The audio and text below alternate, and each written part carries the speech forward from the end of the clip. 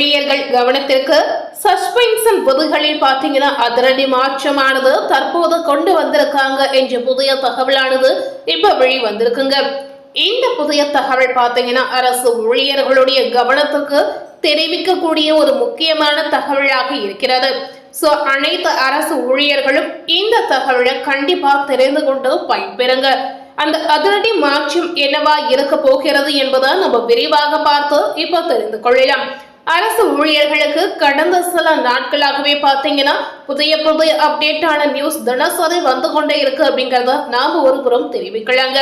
அதாவது ஏற்கனவே அவர்களுக்கு சம்பள உயர்வு பற்றி ஒரு புதிய விஷயமானது வெளியாகி வந்தது. அதாவது 50% சம்பள உயர்வு என்ற தகவல் பாத்தீங்கன்னா சமூக வலைதளங்களில் வைரலாகி வந்த பெரும் பரபரப்பை ஏற்படுத்தி இருந்த ஒரு புதிய தகவலானது நம்ம ஏற்கனவே பார்த்து இருந்திருப்போங்க. அரசு ஊழியர்களுக்கு இந்த மாதிரி அதிரடி மாற்றம் திடுக்கிடும் ஒரு மாற்றமாக உடனுக்குடன் வந்து கொண்டே இருக்கு அப்படிங்கறதையும் நாம இந்த இடத்துல தெரிவிக்கலாம். அந்த அடிப்படையில பாத்தீங்கன்னா அரசு ஊழியர்களுக்கு சஸ்பென்ஷன் விதில புதிய மாற்றமானது கொண்டு வந்திருக்காங்க அப்படின்ற ஒரு புதிய தகவலானது இப்ப கிடைத்திருக்கு. இந்த தகவலை கண்டிப்பா நீங்க தெரிந்து கொண்டு அதற்கு தகுந்தவாறு நீங்க நடந்து கொள்வது ரொம்ப ரொம்ப முக்கியம் அப்படிங்கறத நம்ம தெரிவிக்கலாம்.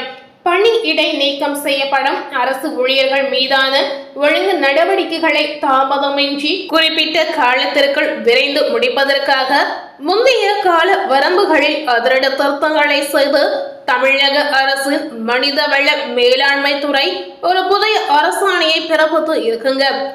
இவங்களுக்கு வேலை ரீதியா ஒரு புதிய மாற்றமானது இந்த அதிரடி உத்தரவானது தற்போது நடைமுறைக்கு வரப்போகிறது என்பதை நாம தெரிவிக்கலாம்.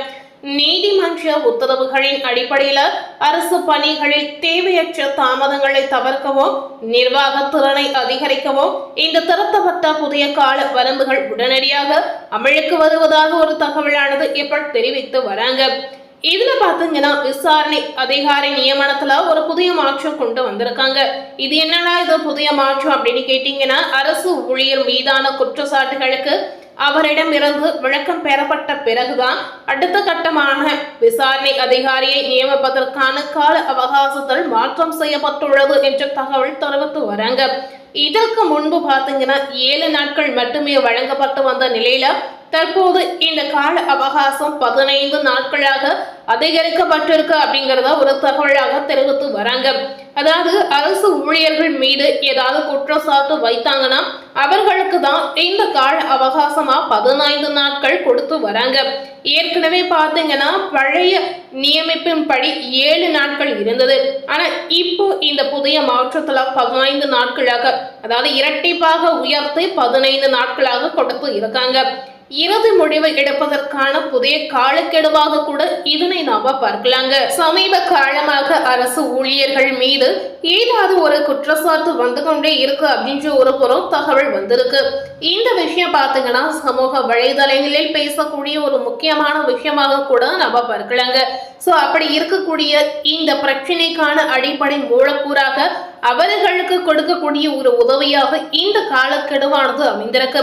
விசாரணை அதிகாரியின் அறிக்கை கிடைத்துள்ள ஒழுங்கு நடவடிக்கை அதிகாரி இறுதி முடிவு எடுப்பதற்கான கால வரம்பு 2 வகையாக பிரிக்கப்பட்டுள்ளது. ஊழல் தடுப்பு பிரிவு அல்லாத சாதாரண வழக்குகளாக இருந்தால் விசாரணை அறிக்கை கிடைத்த 20 நாட்களுக்குள் இறுதி முடிவு எடுக்க வேண்டும் என்று தெரிவித்து வந்திருக்காங்க. அதாவது பெரிய குற்றம் எதுவும் இல்லை அப்படிங்கிற பட்சத்துல இந்த மாதிரி ஒரு விதிமுறையின்படி இந்த மாதிரி ஒரு தண்டனை கிடைப்பதாகவும் சொல்லி வந்திருக்காங்க. அதாவது விசாரணை அடிப்படையில இந்த மாதிரி 20 நாட்களுக்குள் நீங்க ஏதாவது ஒரு முடிவை எடுக்கணும். அந்த 20 நாட்களுக்குள் உண்மையை கண்டுபிடிக்க வேண்டும் என்று சொல்லி வராங்க. இந்த ஒரு விஷயம் பாத்தீங்கன்னா சாதாரண பிரச்சனை சாதாரண வழக்கு அதாவது ஊழல் தடுப்பு பிரிவு அல்லாத இந்த மாதிரி பிரச்சனைகளுக்கு தான் இது ஒரு தீர்வாகவே சொல்லி வந்திருக்காங்க. அதே நேரத்துல பாத்தீங்கன்னா லஞ்ச ஒழிப்புத்துறை சம்பந்தப்பட்ட ஊழல் வழக்குகளாக இருந்தா லஞ்ச ஒழிப்புத்துறையின் 2 மாத கால பரிசீலனை மற்றும் கூடுதல் 20 நாட்கள் உட்பட மொத்தம் 80 நாட்களுக்குள் இறுதி முடிவு எடுக்க வேண்டும் என்று உத்தரவிடப்பட்டுள்ளதாக ஒரு புதிய தகவலானது இப்ப வெளிவந்திருக்கு. இந்த தமிழகத்தில் இருக்கக்கூடிய அரசியலானது லஞ்சத்தை ஒழிக்கக்கூடிய ஒரு முக்கியமான அரசாக இன்றைய அளவும் செயல்பட்டு வராங்க. அப்படி இருக்கக்கூடிய பட்சத்துல தான் இந்த மாதிரி அதிரடி உத்தரவாக புதிய மாற்றமானது நடைமுறைக்கு வந்திருக்குங்க. லஞ்ச ஒழிப்புத்துறை விளக்குக்கான அதிரடி விதிகள் என்னென்ன அப்படின்னு கேட்டீங்கன்னா, ஊழல் மற்றும் முறைகேடு வழக்குகளில் சிக்கும் ஊழியர்கள் மீதான விசாரணையை தீவிரப்படுத்த கடுமையான கால வரம்பு நிர்ணயிக்கப்பட்டு இருக்கிறது. அதன்படி பாத்தீங்கன்னா, கைது மற்றும் பொறி வைப்பு வழக்குகளில் வழக்கு பதிவு செய்யப்பட்ட தேதியிலிருந்து 3 மாதங்கள் வரை இறுதி அறிக்கை தாக்கல் செய்யப்பட வேண்டும் அப்படின்ற ஒரு கருத்தை தெரிவித்து வராங்க. நிதி முறைகேடு வழக்குகளில் பாத்தீங்கன்னா 9 மாதங்களுக்குள் அறிக்கையும், வருமானத்திற்கு அதிகமான சொத்து சேர்த்த வழக்குகளில் 12 மாதத்திற்குள் இறுதி அறிக்கையும் நீங்க சமர்ப்பிக்க வேண்டும் அப்படின்ற தகவலையும் தெரிவித்து வந்திருக்காங்க. அது மட்டுமில்லைங்க, நீதிமன்றத்தில் குற்றப்பத்திரிகை தாக்கல் செய்ய உரிய அனுமதி கிடைத்த 1 மாதத்திற்குள் அதனை நீதிமன்றத்துல நீங்க தாக்கல் செய்ய வேண்டும் தகவலையும் தெரிவித்து வந்திருக்காங்க. இந்த சஸ்பென்ஷன் காலத்திற்கான கட்டாய நிபந்தனை என்ன அப்படின்னு கேட்டீங்கன்னா, சாதாரண வழக்குகளில் பணியிட நீக்கம் செய்யப்படும் அரசு ஊழியர்களுக்கு அவர்கள் சஸ்பெண்ட் செய்யப்பட்ட தேதியிலிருந்து 3 மாதத்திற்குள் கண்டிப்பாக குற்றச்சாட்டு குறிப்பாணை வழங்கப்பட வேண்டுங்க. ஒருவேளை இந்த 3 மாதத்திற்குள் குற்றப்பத்திரிகை வழங்க தவறும் பட்சத்துல முறையான காரணங்களுடன் கூடிய தகுந்த உத்தரவின் மூலமே பணியிட நீக்க காலத்தை மேலும் நீடிக்க முடியும் அப்படின்ற தகவலையும் தெரிவித்து வராங்க. துறை சார்ந்த ஒழுங்கு நடவடிக்கைகளின் ஒட்டுமொத்த கால அட்டவணை என்னவா இருக்கும் அப்படின்னு கேட்டீங்கன்னா, குற்றம் கண்டறியப்பட்டதில் இருந்து விளக்கம் கோருவதற்கு 15 நாட்களும், குற்றம் சாத்தப்பட்ட ஊழியர் ஆவணங்களை பார்வையிட்டு விளக்கமளிக்க 30 நாட்களும் கால அவகாசமானது தரப்படும். விசாரணை அதிகாரி தனது விசாரணையை நடத்தி முடிக்க அதிகபட்சமாக 30 நாட்கள் எடுத்துக் கொள்ளலாம். விசாரணை முடிந்ததும் துறை சார்ந்த இறுதி ஆணை பிறப்பிக்க அரசு தவிர்த்த இதர அதிகாரிகளுக்கு 7 நாட்களும், அதுவே அரசு துறை மூலமாக இருந்தால் 30 நாட்களும் கால வரம்பு நிர்ணயிக்கப்பட்டு இருக்குங்க.